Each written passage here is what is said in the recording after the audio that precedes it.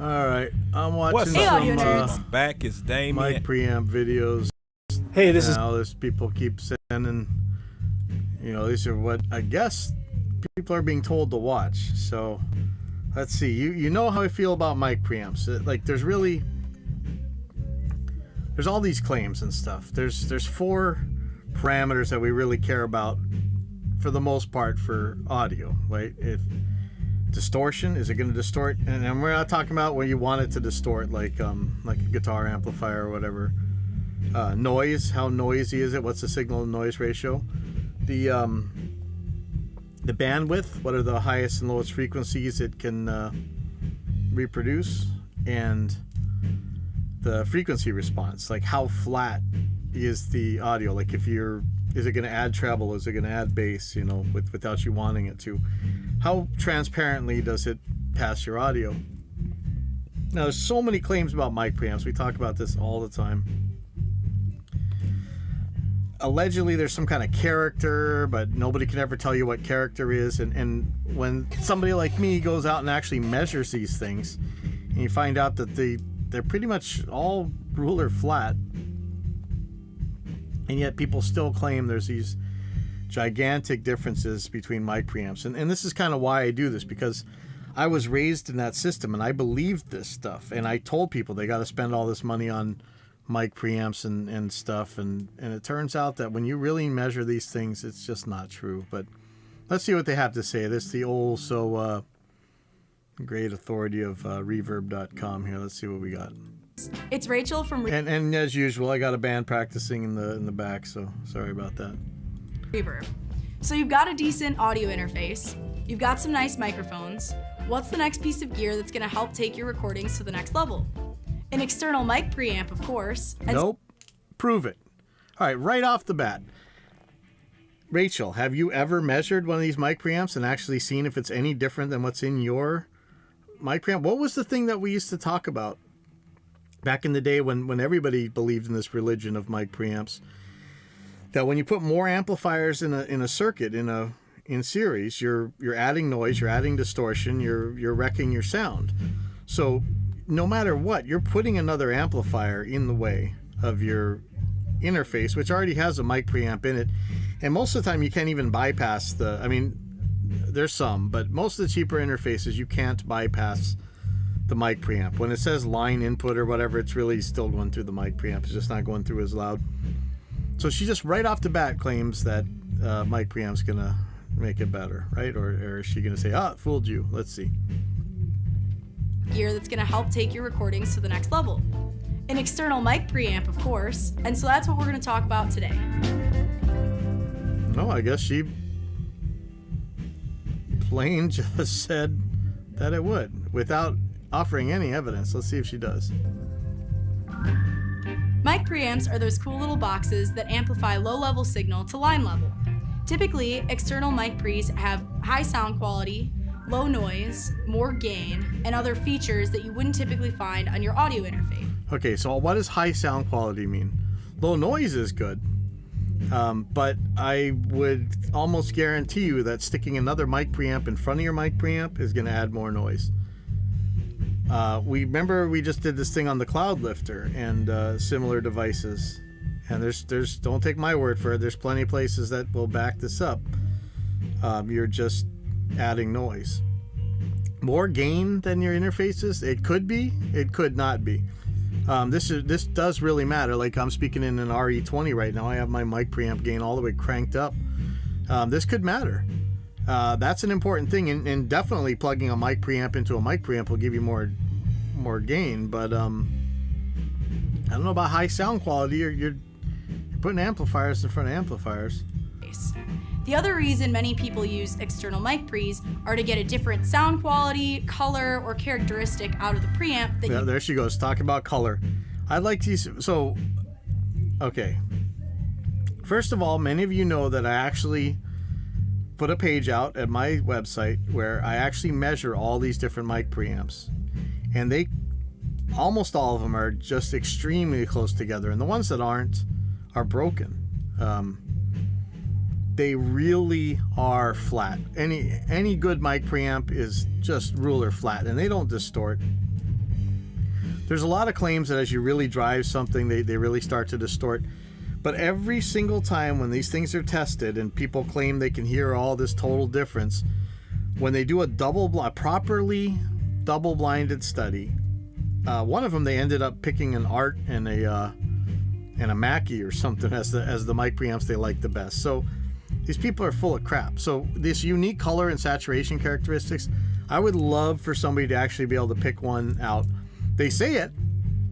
I've been kicked off of forums before for asking for any evidence that anybody could actually hear the difference. They said it's plain as day. You've never heard a Neve if you can't hear this. And I'm like, well, I have that rack. That should be my background. It's my old rack full of every mic preamp in the world. I had all this stuff. It's not that I didn't have it. I measured it. It's all the same. So this unique color and saturation characteristics, you'll notice that every time people talk about this stuff, they never back it up with numbers. If this thing had this unique color and saturation characteristic, whatever, it'd be painfully easy to show it on a graph. Painful. I've shown you've seen my graphs. I could pull them up if you really want. Yeah, actually, my site's running pretty slow. Sorry about that. But and this isn't the only one. These things. This is super zoomed in. So I mean, we're talking like 0.1. Like this one looks like, oh my god. Well, actually, that's a bad mic preamp. So this is the old Art Dual MP, but I think it's a bad one because it turns out that the Art Dual MP is actually pretty good.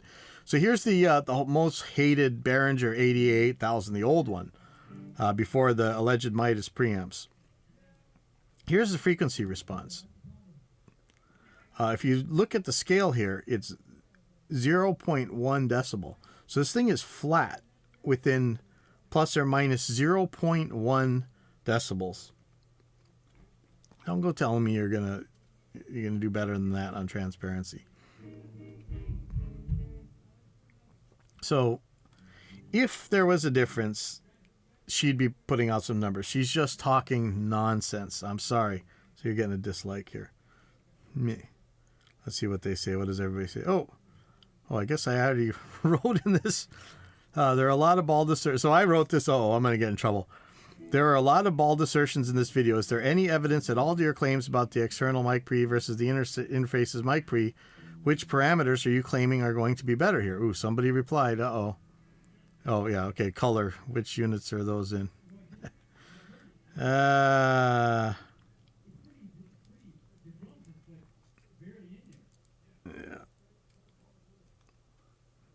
See?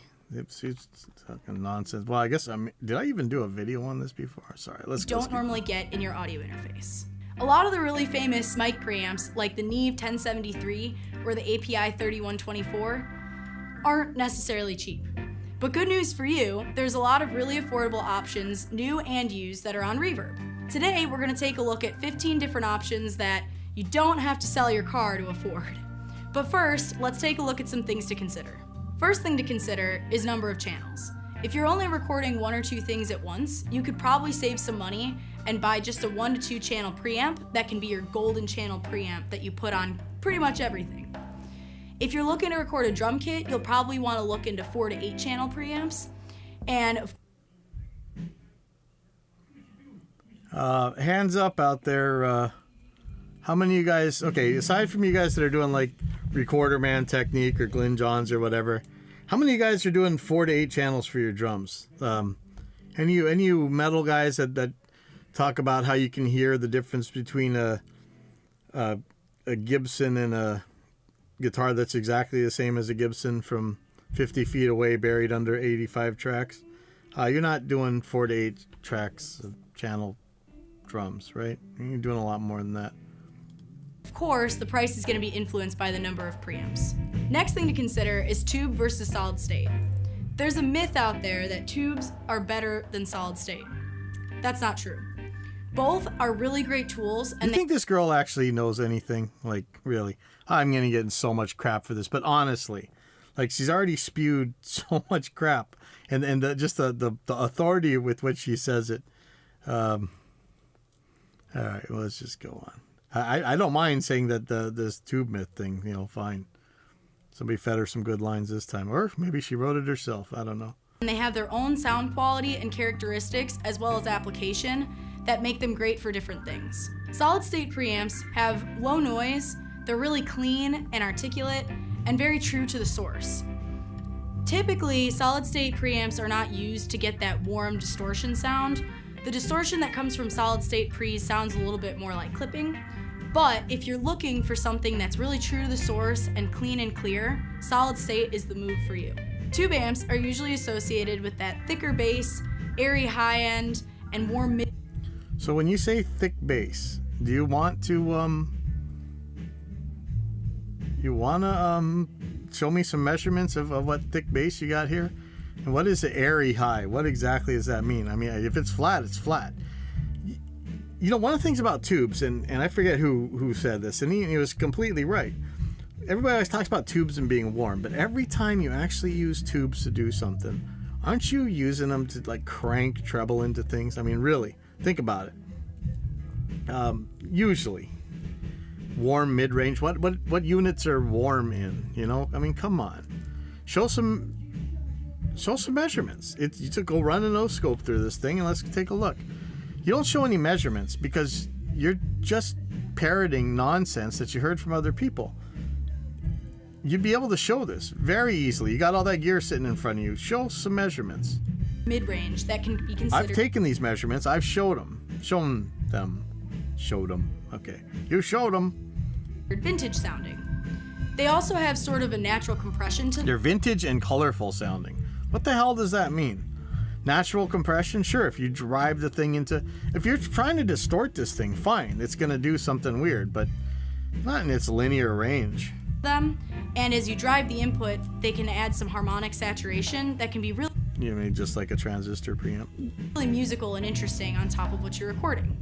The only downside to tube amps is that they may require more maintenance due to the components inside. Next thing to consider is transformers. Just like tubes, transformers can add a color or sound to your preamp. Like what? So the nice thing is just the other day we had that post where he talked about just, people claim all this crap about transformers, and when given a properly double-blinded test, you can't hear whether or not there's a transformer in there at all. And it takes so much to distort a transformer that, I mean, you're probably not going to do it. I know you guys out there are like, oh, I could totally hear the difference between a transformer and no transformer, but yeah, right. I would bet any of my guitars that if I take Rachel here and we do a test between transformers and no transformers in two competently built circuits, that she will not be able to pick the transformer at a level greater than chance. I'm willing to bet any of my guitars here. You think they'll take it up on it? No, they're full of crap. I mean, this is just parroting nonsense. She might believe it. I believed it. I went and said this stuff, but I was wrong, and I'm gonna admit it. So if you're looking to have a variety of different characteristics in your preamp collection, take a look at different transformer options. No, prove it. Prove it. Get a bunch of different transformer options in any of these mic preamps, and I'll tell you, what do I got here sitting here right now? I got an AMEC, I got a Neve, I got the cheap Focusrites, I got the slightly more expensive Focusrites, I got the more expensive than that. I've got I got a Behringer. I don't know if that one actually works, honestly, but any of these things, if I measure them, they are flat. They're just flat. That's it. Transformer, no transformer, these things are flat. Up to where it's going to drive my my Apogee Rosetta to -3 decibels full scale, the transformer doesn't distort. It might distort after that. I'm not running stuff higher than that, but it ain't distorting. So your claim about different flavors from different transformers, you're full of crap. Prove it. This is the thing. If this were true in any way, shape, or form, you'd have some graphs up here and you'd be showing it. So the usual canard, get your way out faith-based answer is use your ears. Obviously, you can tell. If you can't hear, you're deaf. It's like this Viscontier nonsense.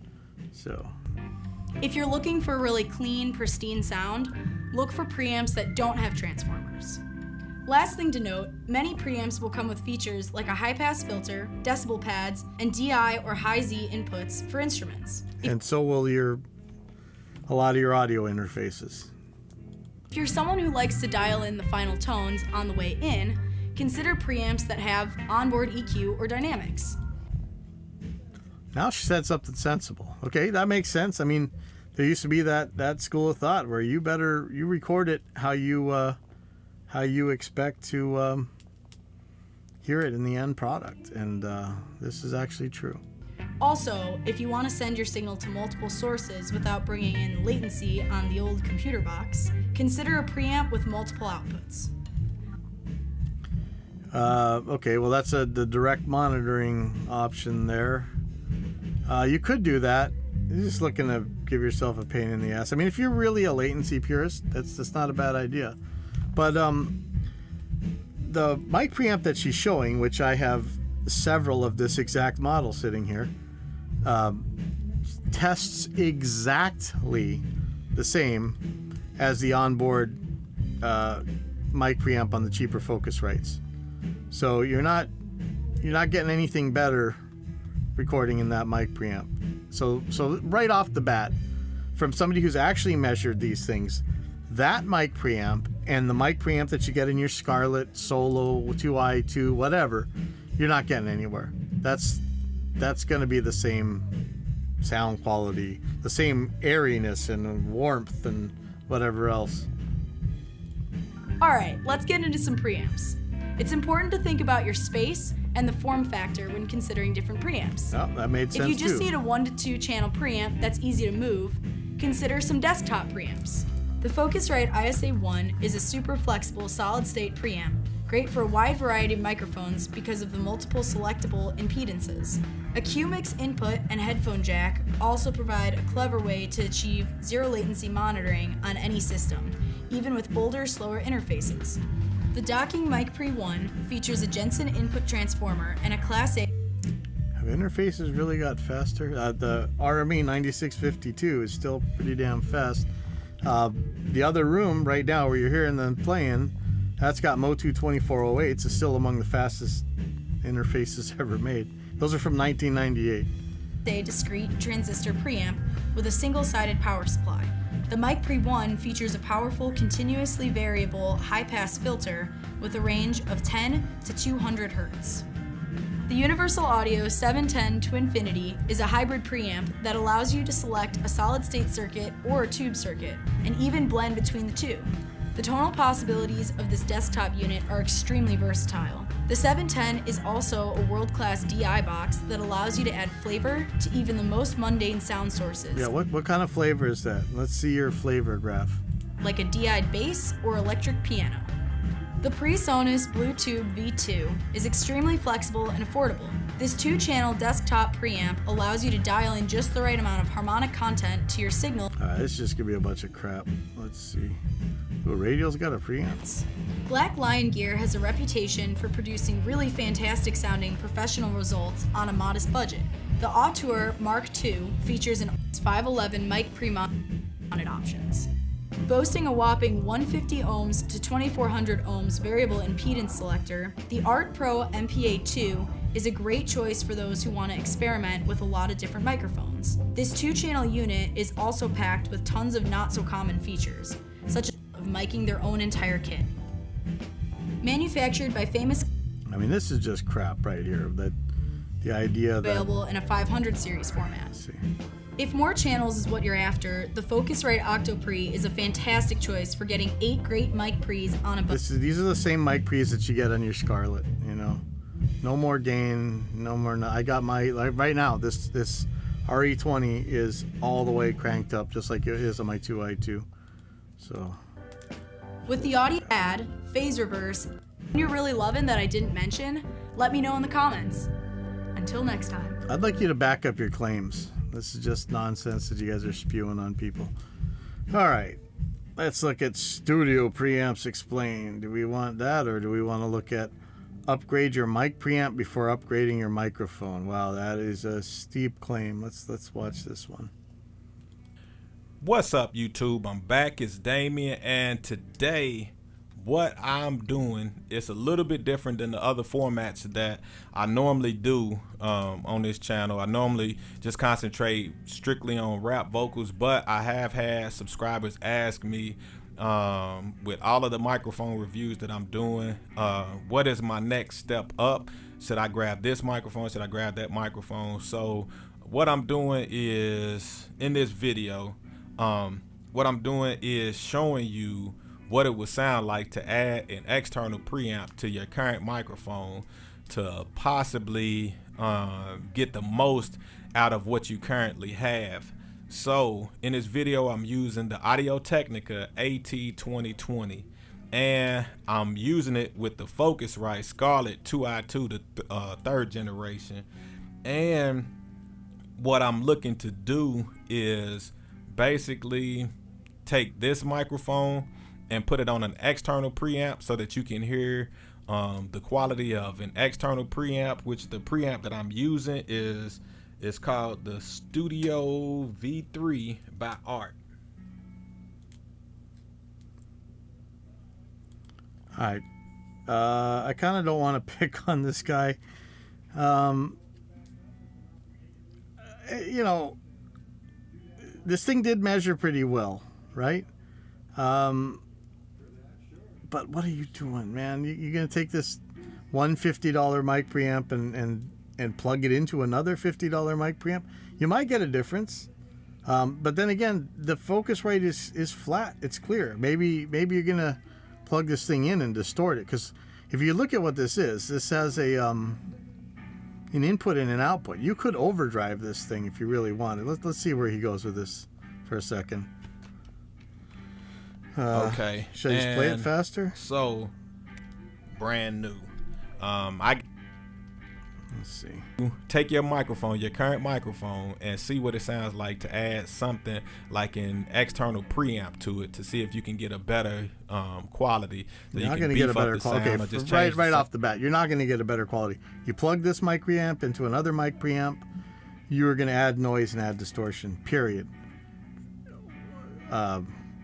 No matter what. But let's see what he does here. And if you want something a I little got a more lot of clear, stuff. You got a distressor here. What your Looks mic like is an currently audience doing. So like I said, in this demonstration, we're using the Audio-Technica AT2020, and we run it into the Focusrite Scarlett 2i2, the third generation. So first, to understand, I think the only difference between this interface and the version 2 or the generation 2 is the air switch. So let's go ahead and demonstrate that, because that would be the first characteristic in changing your microphone. So as you can hear me right now, check, and this interface has an air button that just puts a little bit of a sheen on top of whatever you record. In this case, it's a vocal. So I'm gonna go ahead and engage it right now. Before check before I engage, check.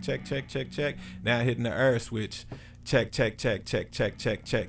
So if you are listening on good headphones, to me is not like your louder. Apple headphones or anything, use probably like a studio grade headphones. You can hear just the sheen that it just put on my vocal right now with having that And remember we saw the other day we saw the actual graph that changes with this air switch. So it's like a diagonal boost from pretty low all the way up.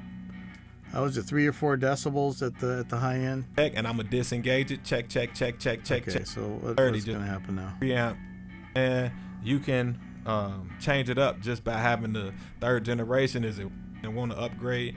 It's not like you so. Okay. We are back, and I have way too much gain on here. So what I'll do is turn all the gain off of the Focusrite Scarlett. So.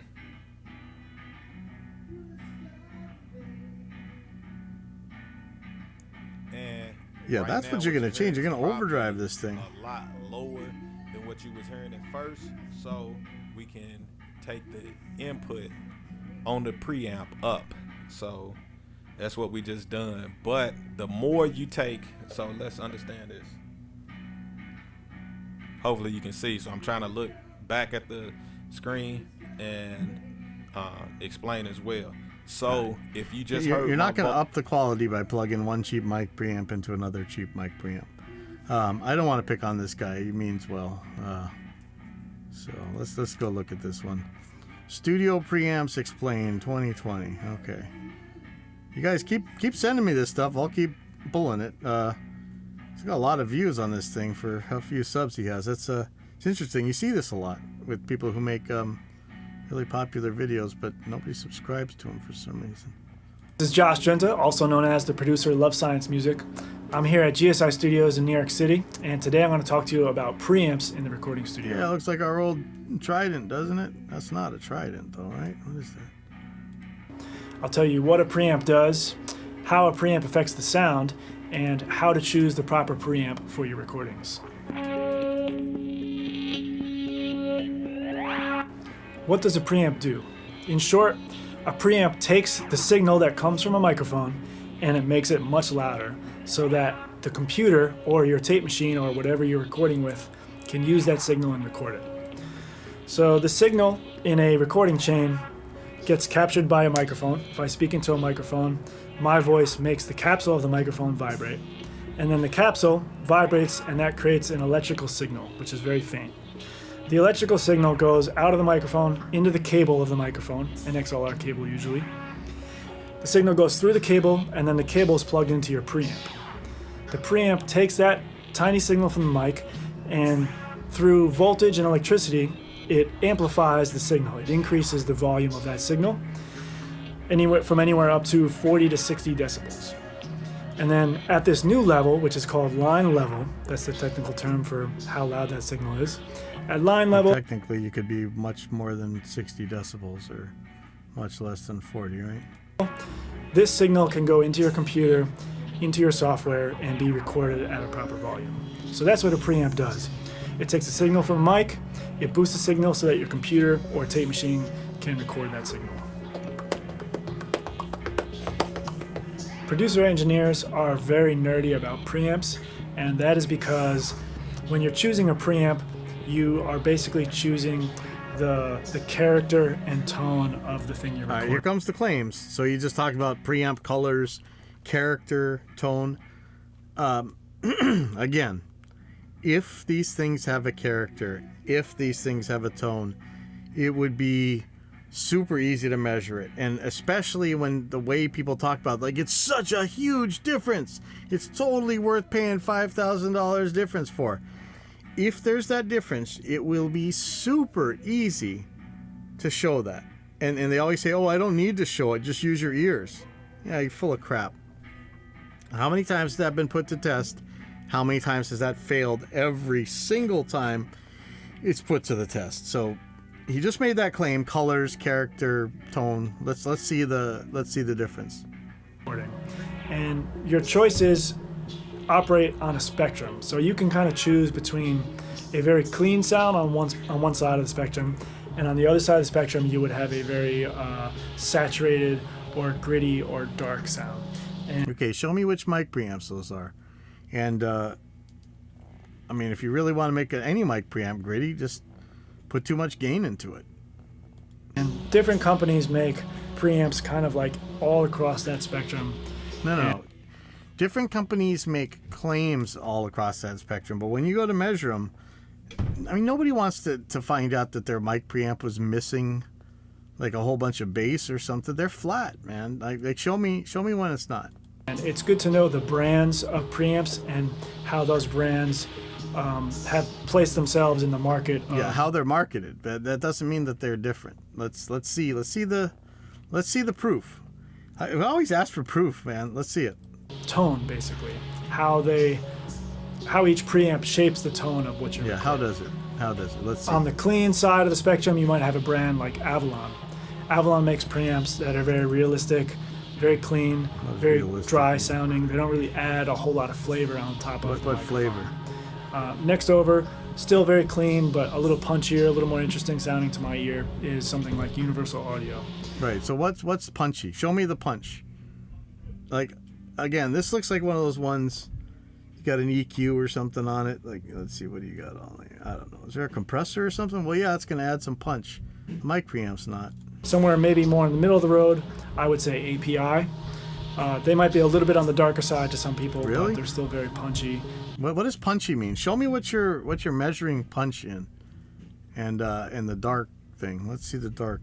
And in the middle of the spectrum to me. More on the getting on the darker side of the spectrum, or the warmer side, the saturated side of the spectrum would be a company like Neve. Yeah, really? Because the Neve measurements I got are pretty much dead flat. There was no extra distortion. They add a little more harmonics to the tone that you're recording from the microphone. If you and then distort something them. maybe on the extreme side would be something like Tree Audio, which are very dark and saturated and add a lot of personality and funk to Now the I sound just from don't the mic. believe a That was a lot thing of word you information. say. And what's interesting is that microphones are very similar in the sense that microphones offer a spectrum of being very realistic and clean sounding, or on the other side, very dark, more Right. colored sounding than you actually hear it. So the real fun of engineering often comes from pairing that choice of microphone with the choice of preamp. Yeah, and So I bet you believe that. I believe that you believe that. I ask you to prove it. I mean, so here's the thing. Do you care whether or not your beliefs are true? You always got to ask yourself that. Is it important to you whether or not your beliefs are true? And, I want to, as others have said, believe as many true things and as few false things as I can. So if I'm wrong about something, I want to know it and I want to fix it. Do you care whether or not your beliefs are true? Love Science Music. I'd love to see you back up any of these claims you've made. you're kind of selecting your color palette both with the microphone side and the preamp side, so you can kind of mix and match. Maybe you'll pick a really bright microphone, really realistic microphone, like a large diaphragm condenser mic, and then you'll pair it with a darker. How many realistic large diaphragm condenser mics does anybody out there know? Show of hands, please. Please, where's that realistic large diaphragm condenser mic? Every time I look at measurement mics, they're almost always very small diaphragm. Like not even what we usually call a small diaphragm. I mean tiny diaphragm. Preamp to kind of balance out the two, to kind of find Why the would middle you do ground. that? If you really believe that your dark mic preamp was making a really nice mic darker, which the only way you could do that is either by adding bass. Either way, it's going to add noise in the signal chain. Why would you do that? Expensive pre's versus cheap pre's. I'm sure there's going to be some wisdom here. You might be wondering what the difference is between a $3,000 preamp and a $300 preamp. Well, I'll tell you. The most apparent difference is going to be how much noise they capture. Really? A studio grade preamp, when you turn up the gain really high, say you have a quiet microphone, you have to turn up the gain quite a lot, the gain knob, it's still going to be relatively quiet, meaning that there's not going to be a whole lot of noise recorded into the track. A cheap preamp, on the other hand, the higher you turn up the gain, the noisier it's going to become. I find that I use a lot less EQ on. Okay, so he's just made a claim that, remember, we actually had to test this not too long ago because there's an idea out there that the last like quarter or whatever on a cheap mic preamp is follows the noise in a non-linear way. Like the noise goes up higher, faster than the level does, right? I haven't been able to prove that. I haven't. Every time I measure it, that's not true. It's just as the signal to noise ratio doesn't change unless you get into saturation, unless you get into clipping or whatever. As long as you aren't overdriving the mic preamp, which would bring down the peak level, the signal to noise ratio hasn't actually gone up. He's making this claim though, and this would be something pretty easy to show that it has this weird relationship, which I think they might have had a long time ago in really cheap mic preamps. But any competent mic preamp is so crazy quiet now. And in fact, when we did do these tests, right, what did we find? The most expensive two mic preamps in our test were also the noisiest. So I don't believe you. This is easy to show. I've shown recordings it. that were Let's see you made show it. with really nice preamps. The cheaper preamps require a lot more work on the mixing side, on the production side. This is just parroting crap that you just read in the nonsense wine cork sniffer forums over and over again. I mean, watch, we're going to get the stacking myth next, right? To make them really sound their best. And that's because they're not capturing as much detail. Yeah, what are you measuring detail in? Because here is, let's find something really cheap. Here's a Behringer XR18, and this looks like, oh, it's a horrible curve, right? But let's zoom in on this. This is 0.1 decibel here. I mean, you know, it's kind of screwy that it's almost a decibel down at the very top, but a decibel, I ain't gonna make or break anything. But for the most part, these things are just ruler flat. And by the way, this is the same as the Midas mic preamps are. The ones you guys all talk about being warm, smooth, and buttery has that same frequency response. It's about a decibel down at 20K. Let's go. Where's something else cheap? So here's the 88,000, right? Let's show this again. Flat within 0.1 and minus 0.1 decibels. So where is this lack of detail that the cheap mic preamps are doing? As much of the sonic information as a nice preamp. Yeah, so it's missing sonic information. Show me where. Where's the sonic information missing? You want to see the noise? Let's take a look at the noise. 120 decibels down there? I'm not worried. Seriously. What sonic information is it missing? Seriously. The thing I've noticed about nice preamps is they capture dynamics in a more smooth and even way than the cheaper. Let's see that too. This is another claim that the cheaper mic preamps are nonlinear. Let's see that, because I didn't find that. That would show up on a distortion graph. I notice a lot of cheap preamps when you record, say, vocals, there's giant peaks in the signal. The quiet moments are way more quiet than the loud moments, which are way loud. Where a nice preamp has a way of, I wouldn't say compressing the signal, but it kind of has a more even and connected. What is this guy even saying? Like, do you want your mic preamp messing your stuff up? Feeling of how the dynamics work together. In case you're wondering what my favorite preamp is, it is a vintage Neve 1073. Of course it is. The series of 1073 they made in the 70s is the best. The most low end, the nicest tone. Yeah, really, the most low end. Let's see that graph, man. You're making some claims. Look at this guy.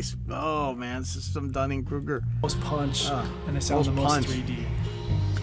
They sound the Thank most you, 3D. guys. Let's see that. What terms, what units are you measuring those Please in? subscribe, drop me a comment. I'd be I happy can't to answer take any it. questions I can't you have. take it. I'm sorry. These guys are just full of crap. Like, this is so bad. All right, sorry to sound like a broken record, but you guys ask for evidence. Extraordinary claims require extraordinary evidence. You're gonna bring this crap in here. Make sure you bring some evidence with you. Anyhow, I'll see you later. Crazy.